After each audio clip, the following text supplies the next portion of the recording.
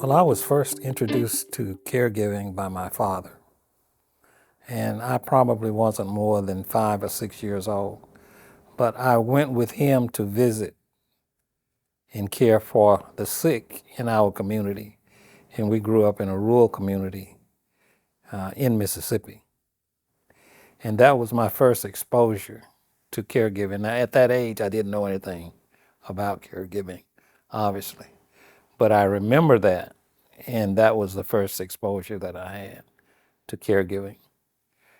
The first exposure that I had to really giving care as an adult was with my mother, who came to live with us when she had breast cancer. And that entailed surgery and chemotherapy treatment. Now, my first introduction to caregiving was as a child listening to my mother talk about taking care of her sisters when they were sick. And her baby sister had kidney disease. And mother and daddy took her in to take care of her. She was 26 years old with a new baby. And she had 8 other children at home. So mother and daddy took her into their home and took care of her for the rest of her life. She didn't live very long, but they took care of her. Then when another sister got sick, they also brought her in and took care of her. So that I watched them always taking care of family in their home.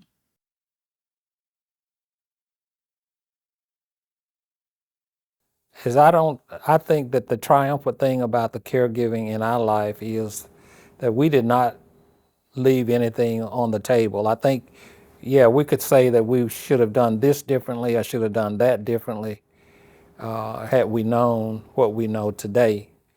But I think as far as giving care and the times that we had to do it, and we were talking about this earlier, that we've done caregiving at least 12, 13 different times in our marriage.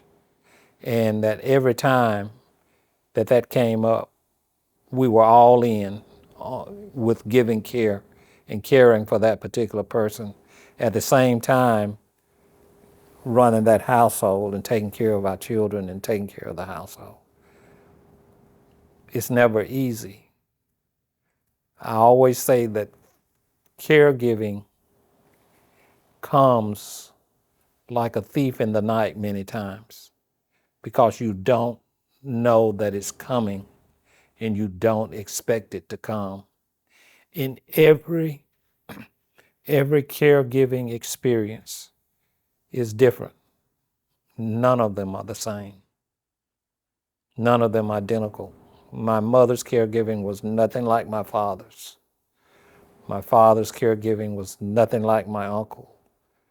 My mother's caregiving was nothing like her sister that we took care of. Every aspect of caregiving for the individual is different.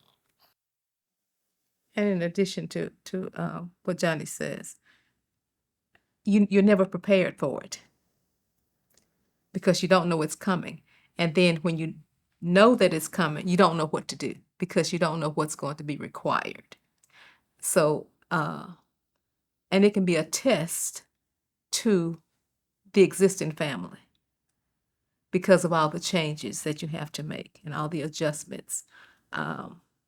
So it's, yeah, it can be trying, but one of the things that I get satisfaction from is knowing that I gave it my best. And that gives me great gratitude to know that when his mom got sick, gave it my all. When my mom got sick, gave it my all. So I don't have any doubt as to what I should have done. So that's very gratifying to me.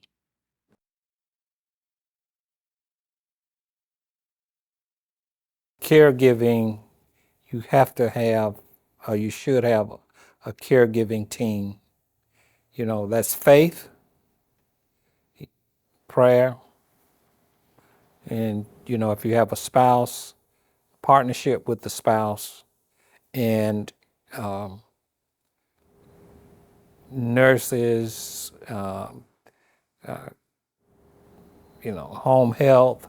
It's all about the caregiving team, I think. And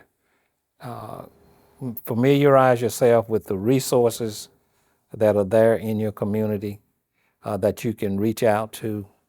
And, that's that, I think that's something, because when you're giving care, you're giving care today, tomorrow, next week, the next month, the level of care will change. The need will change. And you don't know what that need is going to be. And that's why you need a caregiving team that's around you. And what would I do different? I think I would think more about the caregiving team around us to give more support. I agree with what Johnny says, in addition to not being afraid to ask for help. I think that's one of the things that we don't do enough in our community is ask for help. And even when help is offered, many times we don't accept it. Okay, the house is not as clean as I want it to be for you to come in. This is not in place. Ask for help. Sometimes that person may be willing to just come in to wash your dishes. Don't be afraid to ask for help, because you need help. And there are so many resources out there. And that's another thing I think in our community. It may be different now, but when we were experiencing caregiving, we didn't know where to go for the resources. We were blessed that we had, we ended up with a lot of resources to come in to help us to get situated and all of that. But it was a struggle. It was a struggle. So, not being afraid to ask for help and be specific.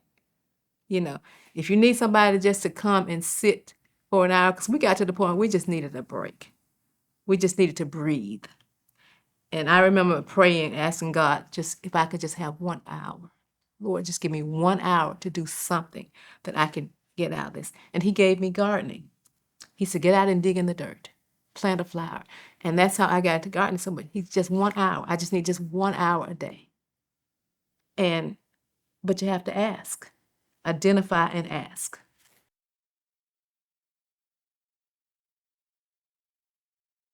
You may not have to do the heavy lifting for very long, but at some point in time, when you are giving care, when you're the primary caregiver to that person, you're going to have to do the heavy lifting, especially if they are being cared for in your home.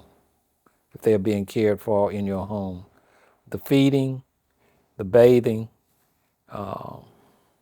when that person falls out of bed at 3 o'clock in the morning and they're screaming, and you've got to go in there and literally pick them up and put them back in the bed. That'll be on you. And I talked about the team, but the team approach is great. But at some point in time, you're going to have to be where the rubber meets the road. And you can only do that with the help of God, your faith, a lot of prayer, a lot of love, and a lot of support, especially from a loving spouse.